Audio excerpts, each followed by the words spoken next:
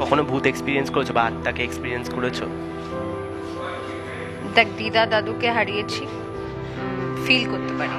মানে আমার কোনো স্পেশাল ডেতে ছাদে, বাড়ির ছাদে মোমবাতি জ্বালিয়ে, হ্যাঁ, তারপরে রাতের বেলা ওয়াশরুমে যেতে গেলে মা ওঠো, মা চলো।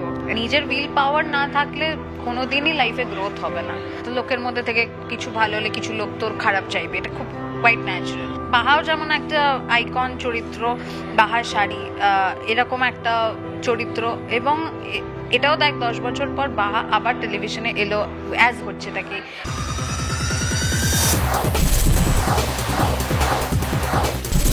আজকে আমরা চলে এসেছি এক মিষ্টি মেয়ের কাছে, যাকে কিন্তু আপনারা খুব ভালোবাসেন। তাকে সবাই বাহা বলে চেনে, রনিতা বলেও কিন্তু রাস্তায় হাঁকডাক চলছে। এখন আবার সে দেবী হিসেবে প্রকট হয়েছে। তো বলো দেবী, কেমন আছো? ভালো ভালো, অল গুড। তোর কি খবর? আমার তো খুব ভালোই আছি। দেবী হিসেবে কেমন লাগছে এখন দেবী 25 তারিখের অপেক্ষা করছে, যে আমরা তো একটা সিনেমা বানিয়েছি, দর্শক সেটা দেখবেন এবং কেমন লাগবে তাদের। আজকে ট্রেলার লঞ্চ হলো, সো দেবীর কাজ করেছে, এবার রেসপন্সের জন্য অপেক্ষা করছে। আজ তো একটা অভিনব ট্রেলার লঞ্চ হলো, তুমি জানতে? না, আমি জানতাম না। অন স্পট এসে দেখলাম এরকম কথাবার্তা বলছে। আমি সোমরাজও অন স্পট কথাবার্তা বললাম, হয়ে গেল ব্যাপারটা দেখলাম সবার ইন্টারেস্টিংও লেগেছে। তারপরে শুটিংয়ে এরকম বিভিন্ন মজার কাণ্ড করা ঘটেছে সবার সাথে। দেখ, আমাদের অলমোস্ট সব থেকে একটু স্ক্রিপ্টটা কম ফলো করে, মানে ও ইম্প্রোভাইজেশনে বেশি কাজ করে। মানে একটা স্ক্রিপ্ট থাকে, বাট সিনটা ডায়লগ বলতে বলতে ও সবসময় ইম্প্রোভাইজ করে। অ্যাক্টার্সরা কিরম চাইছে, কিরকম কথা বলতে বলতে ন্যাচারালি যেটা হচ্ছে, যাতে কোনোটাই মনে না হয় কি মেকি আমরা কিছু একটা বানিয়ে দেখাচ্ছি। সো ওই জন্য সিনসগুলো করতে ইন্টারেস্টিং লাগে। তো খুব হেক্টিক শিডিউল ছিল, অনেক কম সময়ের মধ্যে ছবিটা কমপ্লিট করতে হয়েছে। তার মধ্যে খুব পচা একটা গরমে আমরা শুটিং করেছি, তো সব মিলিয়ে হয়ে গেছে। শুটিংটা কোথায় হলো? আউটডোরে তো বেশিটা হয়েছে দেখা হয়েছে, হ্যাঁ, কলকাতায় হয়েছে, গড়িয়ার ওখানে কেকে দাস কলেজের পার্টটা হয়েছে। আমরা গঙ্গায় রোমান্টিক সংগুলো শ্যুট করেছি। কলকাতাতেই ঘুরে ফিরে কাজ হয়েছে। ভূত সেজে নিজেকে যখন দেখলে কেমন লাগছিল? না, আমি অলওয়েজ ওই লুকটা আমার খুব ফেভারিট। আমি খুব পাওয়ারফুল ফিল করি মনির লুকটাতে। অ্যান্ড ওই লুকটা আমি বলবো দেবীর লুকের থেকেও আমার মনির লুকটা is very close to me. তো ইন্টারেস্টিং, ভালো লাগে। নিজে দেবীকে বেশি স্কোর দেবে নাকি মনিকে? আমি মনিকে। Moni is my all time favourite, কারণ মনির কোর ফিলিংটাই তাই ছিল না কি, একটা মেয়ে, গ্রামের মেয়ে, তার বিয়ের দিন তার বাবা পণ দিতে পারেনি বলে তাকে তার বরের বাড়ির লোকেরা বিয়ে ভেঙে চলে যায় এবং ওদের ঘর জ্বালিয়ে দেয়। এবং ওই ঘরটা, ঘরের ভেতরে বাবা ছিল, ওর বাবাকে বাঁচাতে গিয়ে ও জ্বলে পুড়ে মারা যায়।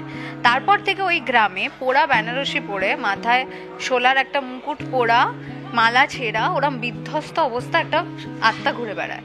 এবং ওই গ্রামে যতগুলো বিয়েতে পণ নেওয়া হয়, ও গিয়ে বিয়েটা ভেঙে দেয় এবং বরটাকে তুলে নিয়ে চলে যায়। তো that character is so powerful, যে একটা ভূত হয়েও সে প্রোটেক্ট করছে এবং মানুষদের বোঝাচ্ছে this is wrong, this is wrong, this is wrong. তাও গ্রামের লোকেরা বলছে মণিপেতনিকে হাঁটাও, যজ্ঞ করো, ও আমাদের গ্রামে কারোর বিয়ে হতে দেয় না।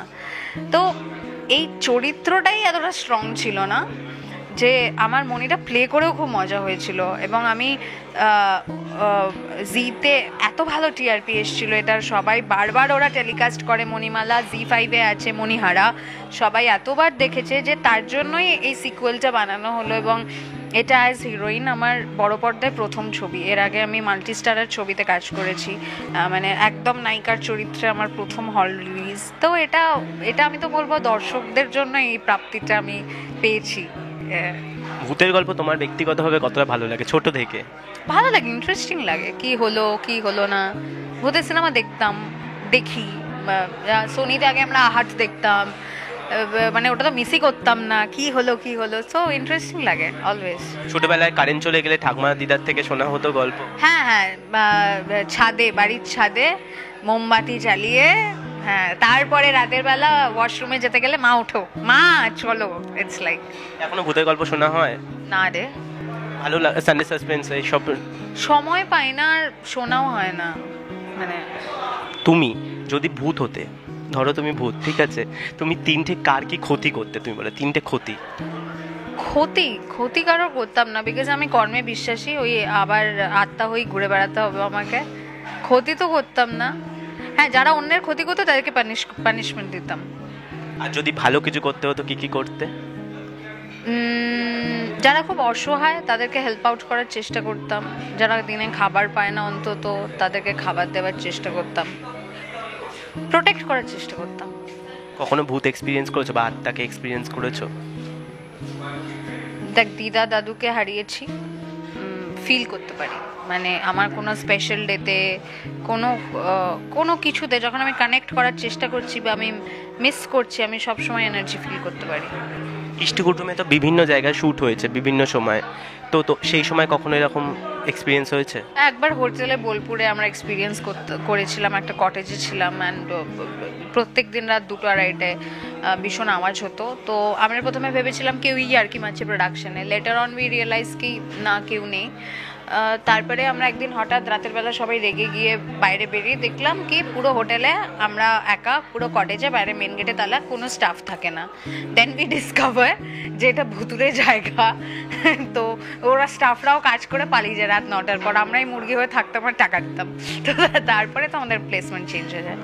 ভূতের চরিত্র করা হয়েছে, আজ থেকে 12-13 বছর আগে দেবীর চরিত্র করা হয়েছে মহিষাসুরমর্দিনী, তো সেটা অনেক স্পেশাল ছিল। তো দুটোর মধ্যে কতটা তোমার, দুটোর করতে গেলে কেমন কি প্রিপারেশন নিতে হয় দুটোর মধ্যে? দেখ, মা দুর্গার চরিত্রটা it's a power, women power, and দেবী চরিত্রটার মধ্যেও আমরা দেখাচ্ছি কি মনির পাওয়ার, মনি প্রজেক্ট করছে। So it's all about your inner power and positivity. তুমি বিশ্বাস করো এই সব কিছুতে, নিজের মধ্যে যে পাওয়ার বা কিছু? এটাই তো সব, মানে নিজের উইল পাওয়ার না থাকলে কোনোদিনই লাইফে গ্রোথ হবে না। তো আমরা প্রত্যেক দিন আছি, শিখছি, এবং আমাদের জীবনে এগোতে হবে, গ্রোথটা প্রয়োজন, তার জন্য will power is most important. নজরে বিশ্বাস করো? হ্যাঁ। তুমি কি কখনো রিয়েলাইজ করছো যে এই জন্য নজরে এটা হলো না বা কিছু কাউকে বলো না? লাইক দ্যাট, লোক মানে নজর তো দেখ দেবে, তো এত লোকের মধ্যে থেকে কিছু ভালো হলে কিছু লোক তোর খারাপ চাইবে, এটা খুব কোয়াইট ন্যাচারাল। বাট আমি চ্যান্টিংয়ে বিশ্বাস করি, আমি চান্ট করি, তো আমার মনে হয় কি আমার পাশে সবসময় একটা প্রোটেকশন বলাই আছে। রঞ্জন যদি কিছু টাং টাং টাং টাং করে আসে, ওটা টাং টাং করে কেটে যাবে। দর্শক জানতে চায়, এখন তো স্টার জলসা দেখা যাচ্ছে, হচ্ছেটা কিতে, কবে তোমাকে ডেইলি শোতে দেখা যাবে? এটা তো বলতে পারবো না, কিন্তু তোমরা এত চেয়েছো, something is coming up and something big is coming up. So তার আগে দেবীটা দেখে নাও, তারপর আমি বাকিটা বলছি। দেখা যেতে পারে, তাই তো? হ্যাঁ, দেবীটা দেখতে হবে, তাহলেই দেখা যাবে। এখনো বাহা হিসেবে সবার কাছে কতটা ভালোবাসা পাও বল? প্রচন্ড, এবং ভালোবাসা পাই বলেই 10 বছর পর এটাও, বাহাও যেমন একটা আইকন চরিত্র, বাহার শাড়ি এরকম একটা চরিত্র, এবং এটাও দেখ 10 বছর পর বাহা আবার টেলিভিশনে এলো, অ্যাজ হচ্ছে তাকে এরকম repetition of one particular character. Recently Ekta কাপুরের তুলসীতে হচ্ছে, क्योंकि सासवी कपूर तुलसी is coming back, so it's a nostalgia, and এখানে কলকাতায় বাহা is a nostalgia। তো সব কিছু মিলিয়ে খুব ভালো লাগছে।